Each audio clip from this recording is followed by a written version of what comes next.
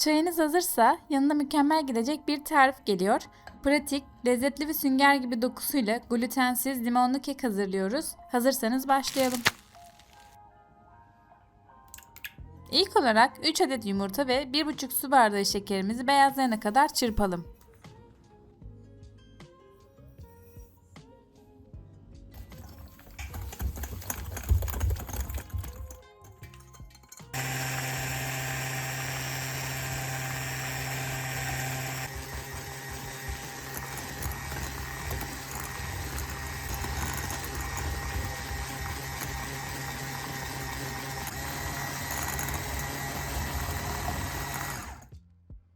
Ardından 1 su bardağı yoğurdu ilave edip biraz daha çırptıktan sonra içerisine yarım çay bardağı sıvı yağ, 1 su bardağı glutensiz un, 2 paket kabartma tozu, 1 paket de vanilya ekleyip 1 dakika daha çırpalım.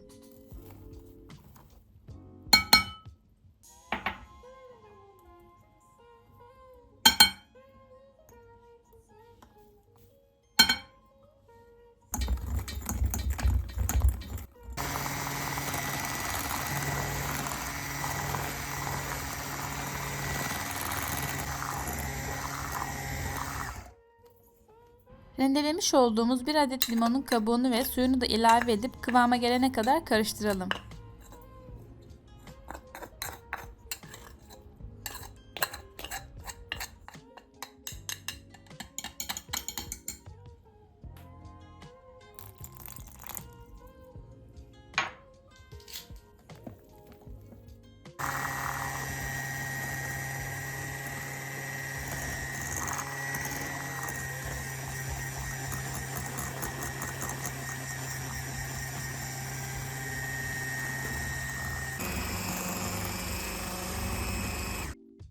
Evet, kekimizin harcı istediğimiz kıvama geldi. Şimdi kek kalıbımızı yağlayıp içerisine harcımızı dökelim.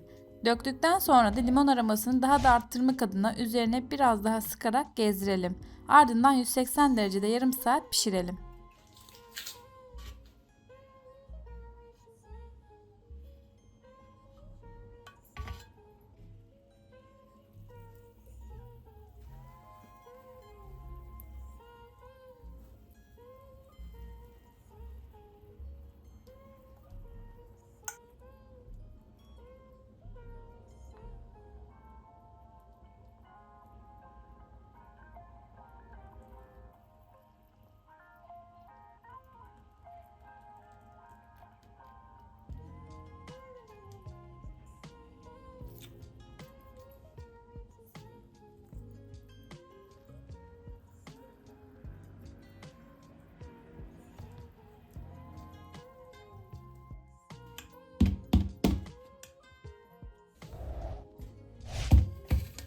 Evet, kekimiz hazır. Üzerine pudra şekeri serperek servis edebilirsiniz.